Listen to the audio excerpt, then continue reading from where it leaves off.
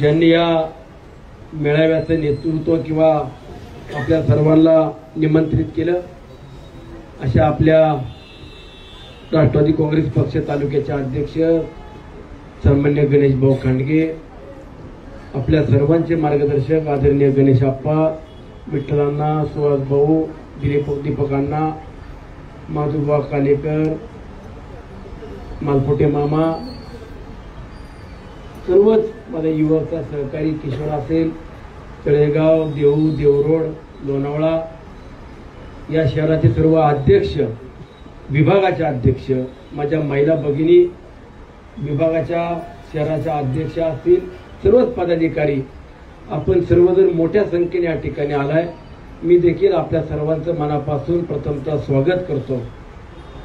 मागच्या काही दिवसापूर्वी कुंडमाळा या ठिकाणी जी घटना घडली त्यामध्ये 4 जणांचा जो काही निष्पाप बळी गेला त्यांना देखील आदरांजली वाहतो।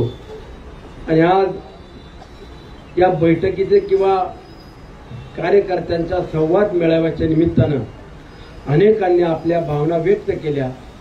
आपण आगामी स्थानिक स्वराज्य संस्थेच्या निवडणुकीमध्ये कशा पद्धतीने लढलं पाहिजे, पक्ष संघटनेला बरोबर घेऊन पुढे कसं गेलं पाहिजे किंवा कुणाला संधी कशा पद्धतीने दिली पाहिजे या बाबतीत देखील आपण जो काही निर्णय घेतला त्यामध्ये आपण पक्षातल्या प्रमुख नेत्यांना, मग ते पवन मावळचे असतील, आंधर मावळचे असतील, नाणे मावळ असेल, तळेगाव, देहू, देवरोड, लोणावळा हे शहर असतील, या प्रत्येक विभागामध्ये आपण जी 20 प्रमुख मान्यवरांची कमिटी केली, जी कमिटी जो निर्णय घेईल तो निर्णय हा सुनील शेळकेला सुद्धा लागू असेल हे प्रथमतः या ठिकाणी मी जाहीर करतो। खूप चांगली संकल्पना आपण संघटनेच्या माध्यमातून मांडण्याचा प्रयत्न करताय की आपण राष्ट्रवादी काँग्रेस पक्षाचा गावचा अध्यक्ष कोण असला पाहिजे ते 20 जणांची कमिटी ठरवेल, तो गावचा अध्यक्ष असेल। आगामी काळामध्ये जिल्हा परिषद, पंचायत समिती, ग्रामपंचायत किंवा नगर परिषद, नगर पंचायत मध्ये कुणाला उमेदवारी द्यायची हे 20 जणांची कमिटी जे ठरवेल तो उमेदवार आपल्या पक्षाचा किंवा माहितीचा जर बसवता आला तर तो आपण एकत्रितपणाने निर्णय घ्यायचा। हा देखील सर्वस्वी अधिकार हा त्या 20 जणांचाच असणार आहे। त्यानंतर शासकीय कमिट्या असतील, सहकार क्षेत्रातल्या निवडणुका असतील किंवा इतर ज्या ठिकाणी कुणाला संधी द्यायची, ज्या कार्यकर्त्याला, ज्या पदाधिकाऱ्याला, ज्या माझ्या महिला भगिनीला संधी द्यायची असेल तो ती संधी सुद्धा देताना तो सुद्धा सर्वस्वी अधिकार त्या 20 जणांच्या कमिटीला असणार आहे। त्याचप्रमाणे आपण किशोरने देखील त्या गोष्टीचा उल्लेख केला की राष्ट्रवादी काँग्रेस पक्षातल्या कार्यकर्त्यांना किंवा विभागामधल्या जे विकास कामं होतात त्या विकास कामं करताना फक्त सरपंचांनी सांगितलं आणि त्या आमदारांना ऐकावं अशी परिस्थिती किंवा तो निर्णय न होता आपण आपल्या पदाधिकाऱ्यांनी किंवा जी 20 जणांची कमिटी आहे त्या कमिटीने सुचवलेलीच कामं, मग ती गावगाड्यातली असतील किंवा सार्वजनिक कामं असतील, तीच कामं फक्त आपण पूर्ण करायची किंवा त्या कामांना निधी द्यायचा हा निर्णय देखील मी तुमचा आज या ठिकाणी मान्य केलेला आहे। आणि त्याचबरोबर आपण सांगितलं की काही कार्यकर्त्यांना सुद्धा कामांमध्ये संधी मिळाली पाहिजे, काही कार्यकर्त्यांना जे काम करू इच्छितात त्यांना देखील कामं मिळाली पाहिजे। या बाबतीत सुद्धा जे कमिटी निर्णय घेतील, ज्यांची नावं मला दिली जातील,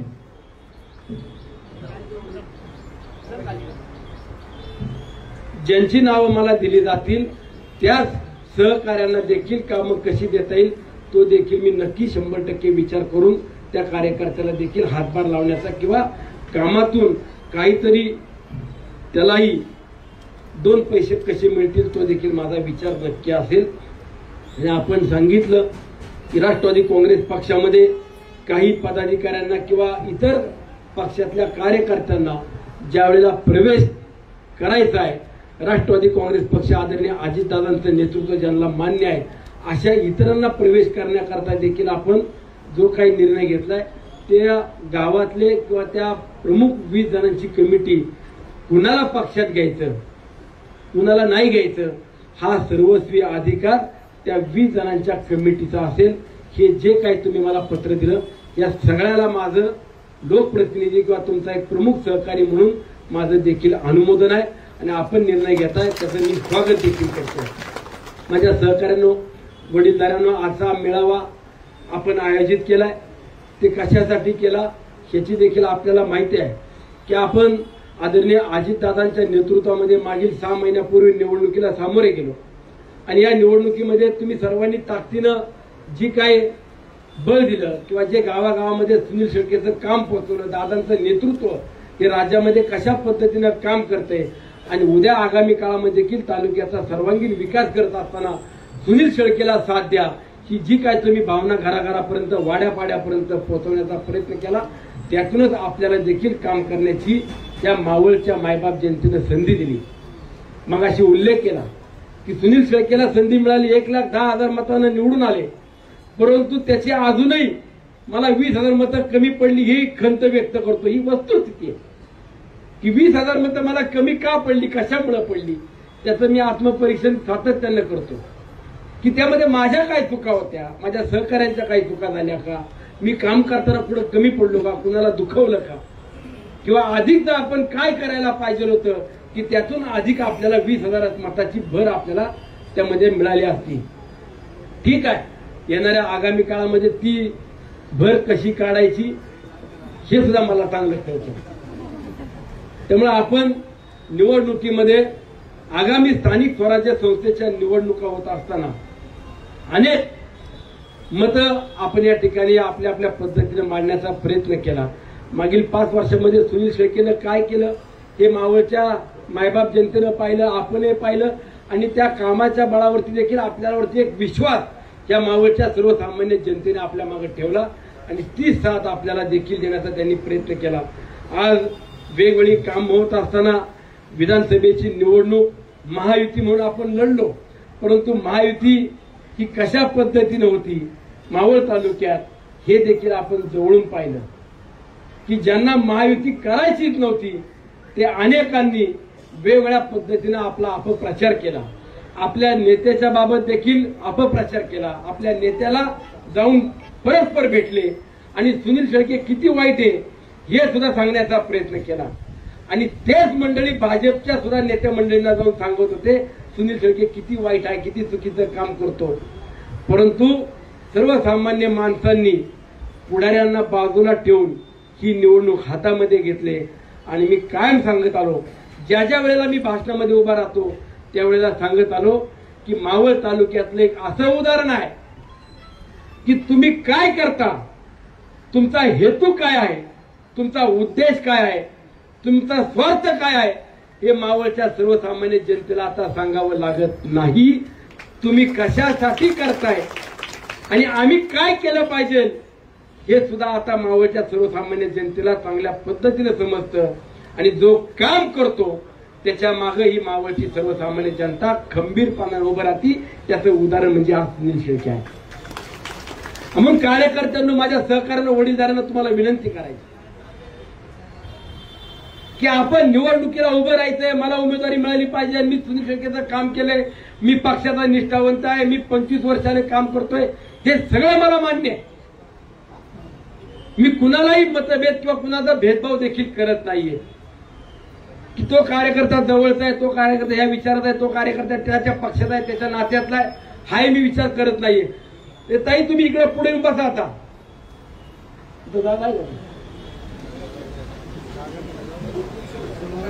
तुम्ही इकडे उभे राहता, इकडे या, इकडे येता, इकडे या. त्यांना साईडली जागा दिली की आपण कोण कुठल्या विचाराचा हाही विचार न करता आपल्याला स्थानिक स्वराज्य संस्थेच्या निवडणुका जिंकायच्या, आपल्याला ग्रामपंचायत जिंकायची, आपल्या विचाराचा सरपंच आपल्याला त्या गावामध्ये नेतृत्व करणारा पाहिजे. ही जर तुमची भावना असेल आणि ही प्रामाणिक भावना जर असेल तर ज्या 20 जणांची कमिटी तयार केली आहे त्या कमिटीचा निर्णय तुम्ही सर्वांनी मान्य केला पाहिजे. नाहीतर जी 20 जणांची प्रमुख कमिटी आपण या ठिकाणी तयार केली त्यांनी निर्णय घेतल्यावरती आम्हाला माहित नाही तो निर्णय काय झाला, त्यांनी निर्णय घेतला तो आम्हाला मान्य नाही आणि तो निर्णय घेतला तो स्वतःसाठी घेताय अशी जर कुणाची भावना असेल तर मला त्यांना आजच सांगायचंय, आमच्या राष्ट्रवादी काँग्रेस पक्षातले जे सर्व नेते 20 जणांची कमिटी म्हणून काम करतायत, त्यांचा निर्णय जर कुणाला उद्याच्या काळात मान्य होणार नसेल तर त्यांनी आजच योग्य तो निर्णय किंवा योग्य तो पर्याय निवडा. कारण उद्याच्या काळामध्ये राष्ट्रवादी काँग्रेस पक्ष हा एक संघ राहिला पाहिजे.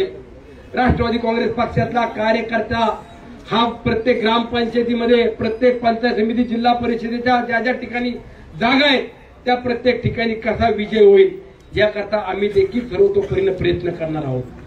मग आपण निवडणुका जिंकल्या पाहिजे, आम्हाला संधी मिळाली पाहिजे हे ज्यावेळेला म्हणता, ज्यावेळेला मांडता, त्यावेळेला नेत्यांचं किंवा जे प्रमुख 20 जणांची कमिटी केली त्यांचं देखील तुम्हाला मान्य करावं लागेल, त्यांचं तुम्हाला ऐकावंच लागेल.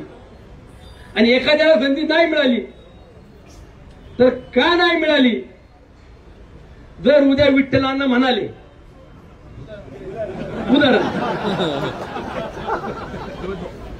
बाबा मला जिल्हा परिषदेला लढवायची आणि आमदार म्हणाला अण्णा तुम्ही थांबलं पाहिजे, तर ते का थांबलं पाहिजे त्याचं कारण सुद्धा खाजगीत मी त्यांना दिलं पाहिजे. किंवा त्यांनी विचारताना प्रमुख मंडळींना विश्वासात घेऊन किंवा एकत्रित 4 भिंतीच्या विचारलं पाहिजे. जाहीरपणानं 100-200 लोकात आपण किती मोठे आहोत किंवा आपलं नेतृत्व किती मोठं आहे हे सांगण्या अगोदर त्यांनी आम्हाला देखील विचारावं किंवा आम्हाला का थांबवलं जातं किंवा आमचा का विचार केला जात नाही. ते जर तुम्हाला पटलं नाही, ते दाखवलं तुम्हाला योग्य वाटलं नाही, तर तुम्हाला देखील तुमचा मत मांडण्याचा सर्वस्वी अधिकार आहे. म्हणून माझ्या सहकाऱ्यांना देखील सांगायचंय, राष्ट्रवादी काँग्रेस पक्ष म्हणून तर तुम्ही माझ्या सोबत आहात किंवा मी तुमच्या सोबत आहे. आपला परिवार म्हणून आपण एकत्रितपणानं काम करतोय. परंतु आगामी निवडणुका होत असताना काहींना असं देखील एक मनामध्ये शंका आहे की आमदार काय निर्णय घेतो, परंतु मी एकटा निर्णय घेणार नाही किंवा आपण प्रमुख नेते मंडळी निर्णय घेणार नाहीत, तर आदरणीय दादांच्या विचारानं किंवा दादा जो निर्णय देतील तो निर्णय आपण देखील मान्य करू. आणि त्याचबरोबर महायुतीतले प्रमुख नेते असले राज्याचे मुख्यमंत्री आदरणीय फडणवीस साहेब हे जे आपले निर्णय देतील तो देखील आपण ऐकला पाहिजे किंवा आपण आपलं मत त्यांच्यापर्यंत पोहोचवलं पाहिजे. एवढीच माझी माफक तुमच्याकडनं किंवा मी देखील एक लोकप्रतिनिधी म्हणून त्यांची देखील माझ्याकडनं अपेक्षा आहे. महायुती म्हणत असताना आपल्याला भारतीय जनता पार्टी असेल, रिपब्लिकन पार्टी ऑफ इंडिया असेल, एकनाथ शिंदे साहेबांची शिवसेना असेल, स्वाभिमानी रिपब्लिकन पक्ष असेल, या सर्वांसोबत पहिल्यांदा आपल्याला बसावं लागेल. आपल्याला एकत्रितपणानं पुढे जायचं असेल तर त्यांनी देखील 2 पाऊल पुढे मागे करण्याची त्यांची भूमिका असली पाहिजे. आपला तर निर्णय हाच आहे की आपण आगामी काळामध्ये महायुती म्हणून आपण लढण्याचा आपला प्रयत्न असेल की तालुक्यामध्ये विधानसभेच्या निवडणुकीच्या अगोदर जी काही अशांतता होती, भयभीत वातावरण होतं, ती विधानसभेची निवडणूक झाल्यावरती 6 महिने आता सर्व काही सुरळीत सुरू आहे. प्रत्येकजण गुणागोविंदानं प्रत्येकजण भेटतो, बोलतो, चालतो. विधानसभेची निवडणूक झाल्यावरती 4 महिने काही मंडळी काहीच बोलत नव्हते, परंतु ज्यांना महायुती नकोय ते आता 2 महिन्यापासून आपल्या नेत्यावरती किंवा माझ्यावरती देखील सोशल मीडियाच्या माध्यमातून कमेंट करायला लागले. मी त्या दिवशी त्या पोपट बेगडेची थोडी व्हिडिओ पाहिली. पोपट बेगडे ते म्हणाले की कार्यकर्त्यांनी लढलं पाहिजे, आम्ही आमचं स्वबळावरती लढलं पाहिजे, कार्यकर्त्यांनी उभं राहायला पाहिजे. अरे कार्यकर्त्यांनी उभं राहायला पाहिजे, कार्यकर्त्यांनी लढलं पाहिजे, किती दिवस? तू स्वतः लढकी. जर तळेगाव नगर परिषदेमध्ये सर्वसाधारण पुरुष म्हणून जर ज्या वेळेला आरक्षण आलं तर स्वतः लढावं. आपण तळेगावमध्ये कुठेतरी एखाद्या वार्डात लढावं. आपण लढायचं नाही, आपण लढवायला लावायचं, चांगलं बिघडवायचं. मग पूर्वी म्हणायचे तुम लढो हम कपडे सांभाळेंगे, तसं आता तसं नाहीये. तुम लढो हम कॉन्ट्रॅक्ट सांभाळेंगे. ही भूमिका ज्यांना स्वतःचं अस्तित्व टिकवायचंय किंवा ज्यांना स्वतःची दुकानदारी चालवायची आहे असे काही भारतीय जनता पक्षातले नेते मंडळी सर्वसामान्य भाजपच्या कार्यकर्त्यांना देखील गरम करण्याचं किंवा उचकवण्याचं भडकवण्याचं काम करतायत. माजी मंत्री बाळाभाऊ भेगडे आजही कधी कधी मी त्या विधानसभेच्या निवडणुका भाषण ऐकतो गाडीला असल्यावर ते मोबाईल. आता हल्ली सगळ्यांना मोबाईल सोशल मीडिया ऐकतो आपण. ते म्हणाले साहेब मला वाचवा असं मी म्हणालो.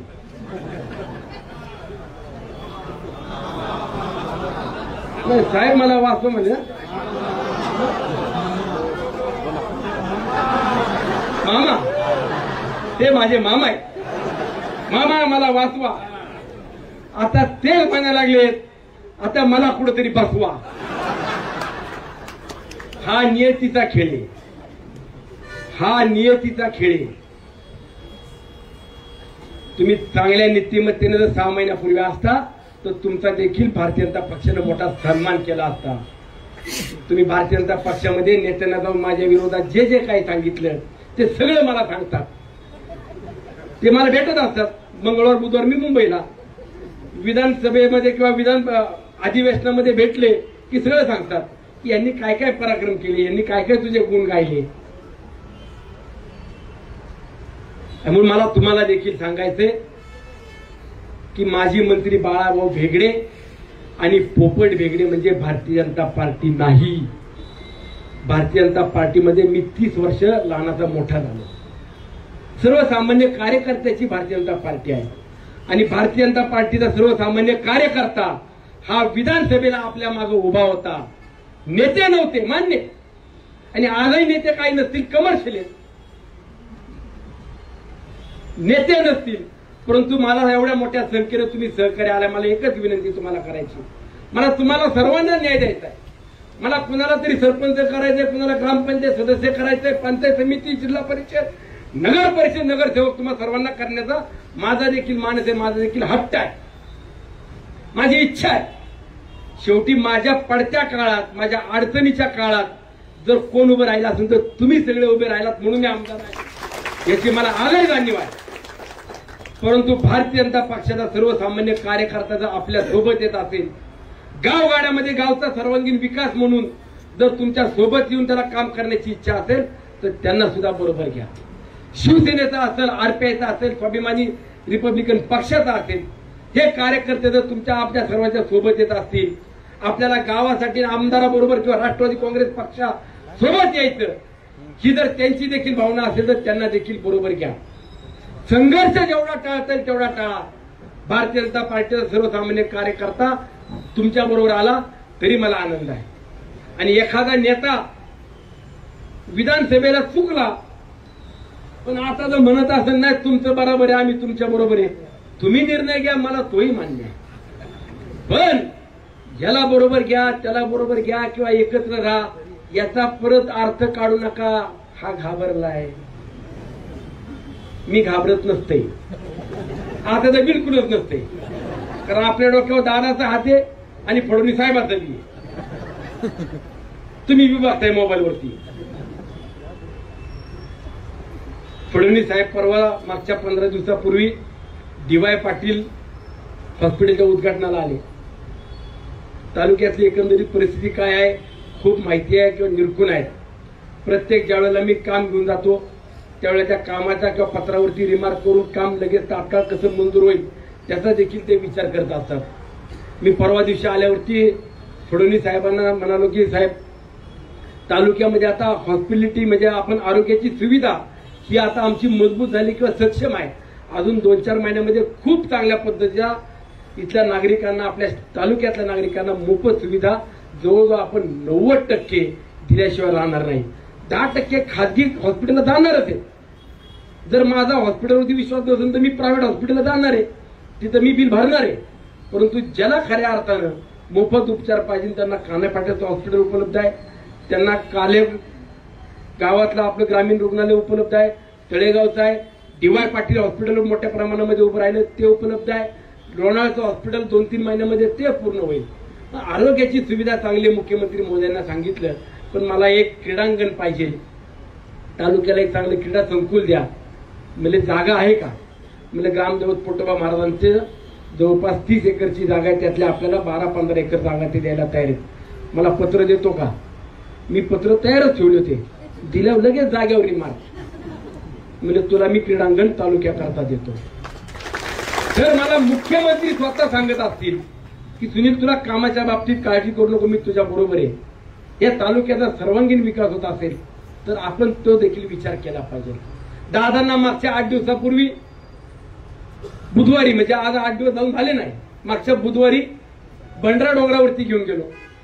दादाने डोंगर पाहिला, मंदिर पाहिलं, मंदिराच्या ट्रस्टीने तिथल्या मंदिराच्या खालचा परिसर कॅरिडोर म्हणून जो तिथं डेव्हलप करायचा आहे त्याची त्यांनी पूर्ण व्हिडिओ दाखवली, कशा पद्धतीने तो परिसर असेल.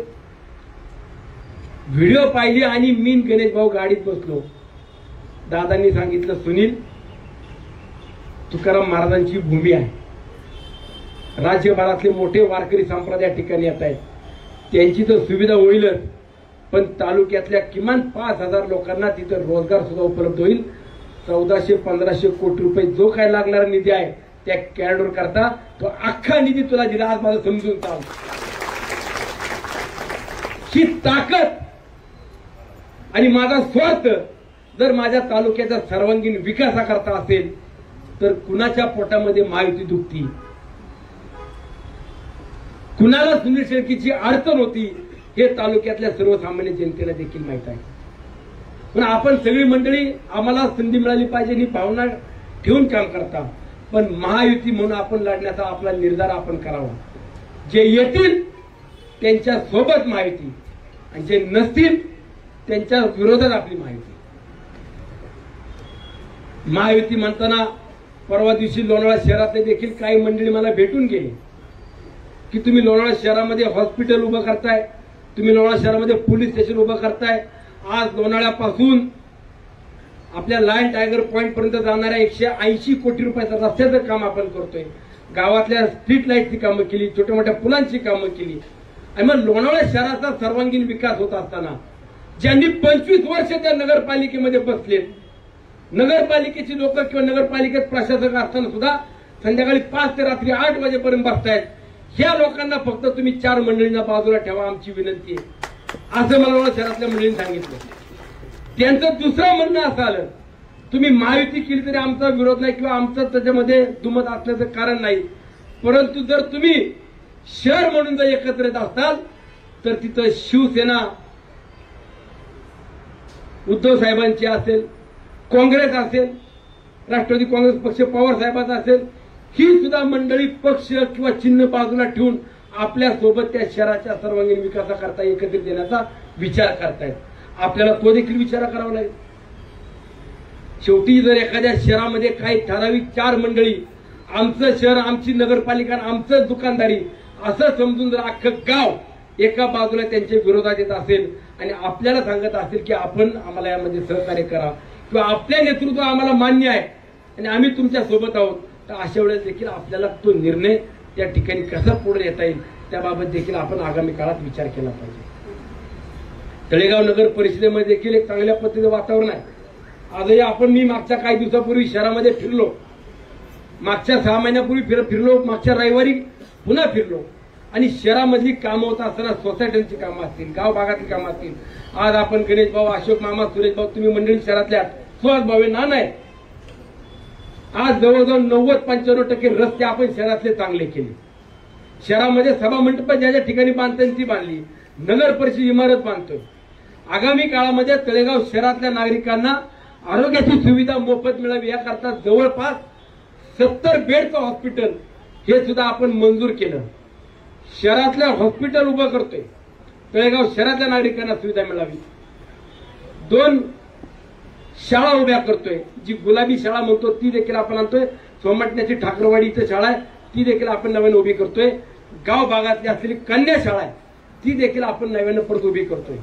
एवढी कामं जर शहरामध्ये होत असतील, लोणावळा शहरातले सर्व नागरिक पक्ष बाजूला ठेवून आपल्या सोबत येत असतील तर आपला एकला चलोचा नारा सुद्धा पुढे कमी पडणार नाही.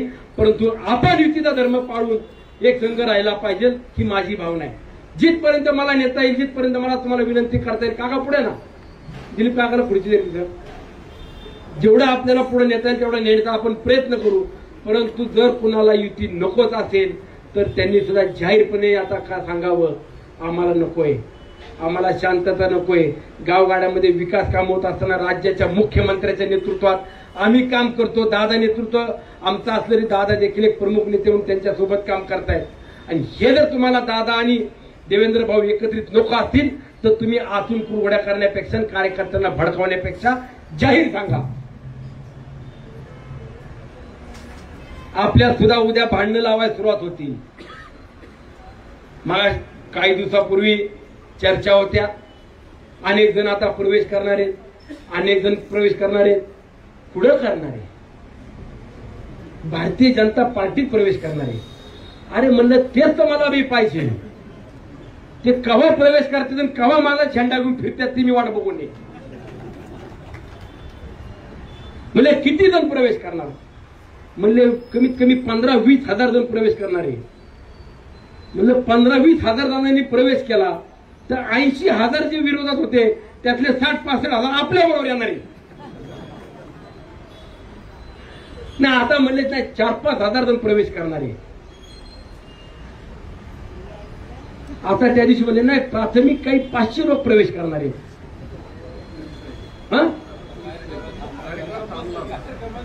मी आज सांगतो माझ्या राष्ट्रवादी काँग्रेस पक्षाच्या कार्यकर्त्यांना, वडीलधाऱ्यांना आणि सहकाऱ्यांना, ज्यांचा राष्ट्रवादी काँग्रेस पक्ष अजितदादांशी संबंध नाही, अशा लोकांचा जर तुम्ही भारतीय जनता पक्षात प्रवेश केला किंवा इतर कुठल्या नेत्यांनी प्रवेश करून घेतला, आमची त्याला हरकत नाही.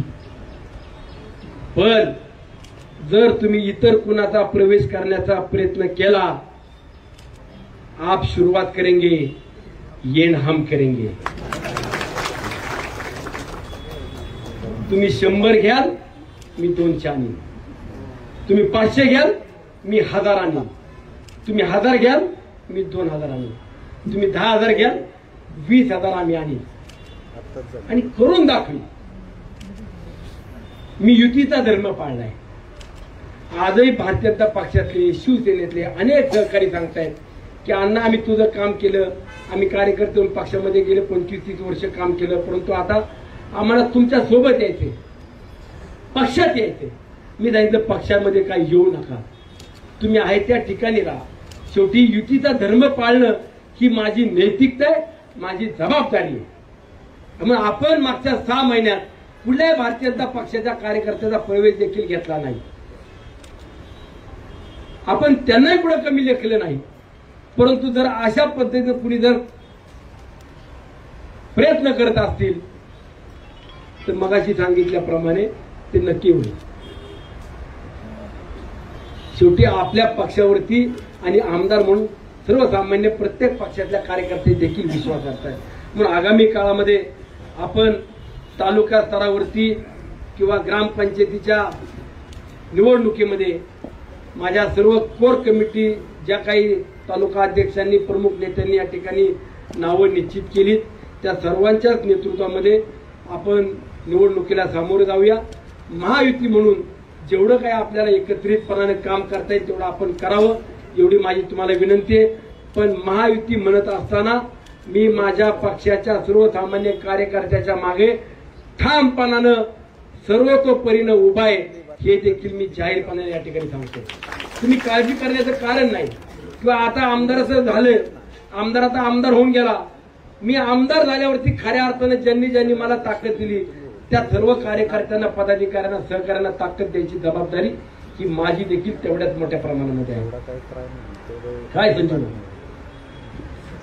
झालं गेलं गंग गेलं, चुकले रस्ते होते, तानाजी मोकळे दाबडे.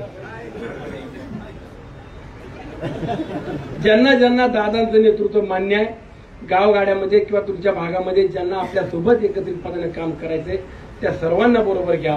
माझी कुठली हरकत नाही. माझ्याकडे जे डायरेक्ट येत आहेत, आम्हाला पक्षामध्ये यायचंय, प्रवेश करायचा आहे, मी त्यांना सुद्धा सांगितलं की मी तुमचा प्रवेश घेऊ शकत नाही. ज्यांनी अडचणीत उभे राहिले, ज्यांनी दादांवरती विश्वास ठेवून खंबीरपणानं साथ दिली, त्या सर्वांचं मत घ्या आणि मग माझ्याकडे या. त्यामुळे इतरांना सुद्धा मी त्याच पद्धतीने सूचना केल्या आहेत. अनेक गोष्टी आहेत. राज्याचे मुख्यमंत्री आदरणीय फडणवीस साहेब असतील, गिरीशजी महाजन साहेब असेल, पंकजाताई असेल, इतर देखील मंडळी आहेत, जयकुमार गोरे साहेब असतील किंवा राधाकृष्ण विखे पाटील साहेब असेल, शिवेंद्रराजे असतील, हे सुद्धा मला एक चांगल्या पद्धतीनं मदत करतायत, तालुक्याच्या सर्वांगीण विकासाकरता मदत करतायत.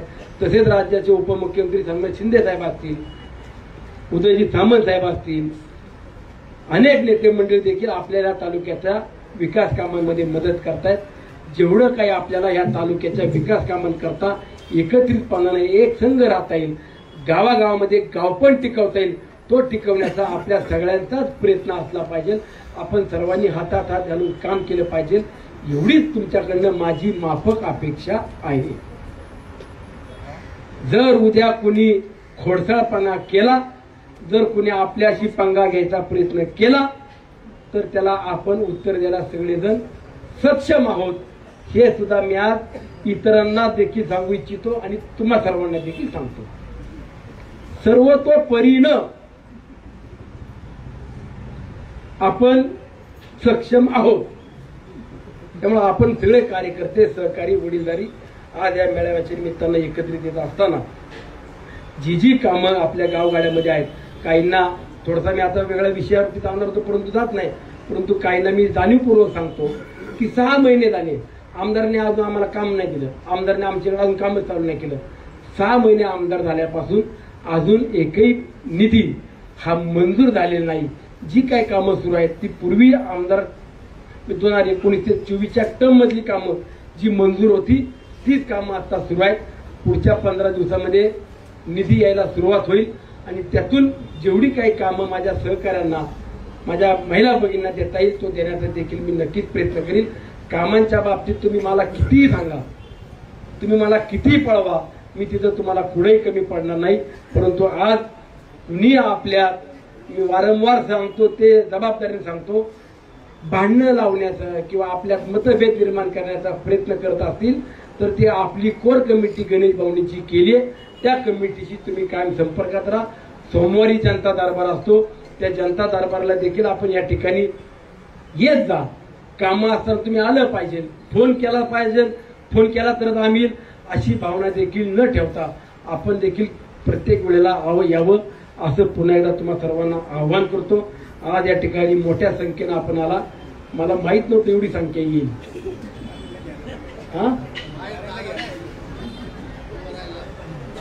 बाहेर अनेक जण आहेत. भाऊ पुढच्या वेळेला मोठ्या लॉन मध्ये किंवा कार्यालयात व्यवस्था करा, पण आज तुम्ही वेळच ठेवली. राष्ट्रवादी काँग्रेस पक्षात मी ऐकायचो पूर्वी की माणसं गरगरीत गच्च मजबूत आहे, तुम्ही असं वेज ठेवून आम्हाला कुठेतरी मन दुखावले. आणि आज सोमवार पण आहे, मला आता आषाढी वारी पण चालू आहे. वारी पांडुरंगाची होऊ द्या, एखादच होऊ द्या, एखादच झाल्यावर काढा.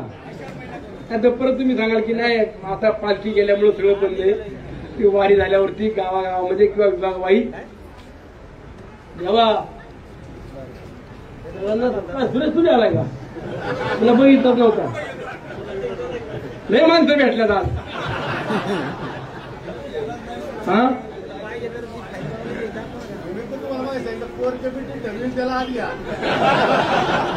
मला मान्य, पण कोर कमिटीने ठरवताना ज्यांनी ज्यांनी साथ दिली त्यांना पहिले विश्वासात घ्या. ते पहिले आपले आहेत आणि जे नव्हते पण ते चुकले होते वाटते ना, तर वाट सरळ झाली कळली ते बी घ्या. आपलं दुमत असलं कारण आहे. परंतु तुम्हाला सगळ्यांना पुन्हा एकदा विनंती करतो, सगळ्यांना संधी मिळेल असं नाहीये.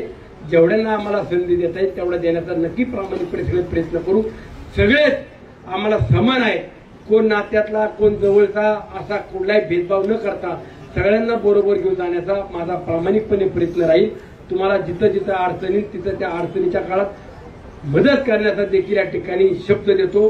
पुन्हा एकदा माझ्या सर्व पक्षातील पदाधिकारी सहकार्यांचं मनापासून अभिनंदन करतो. महिला भगिनी तुमचा 50% वाटा आहे, 50% तुमचा अधिकार आहे. तेवढाच अधिकार तुम्हाला देखील कायमचा ठेवून तुम्हाला देखील एक भाऊ म्हणून तुमच्या सोबत आहे, या बाबतीत तुम्ही निश्चिंत धन्यवाद.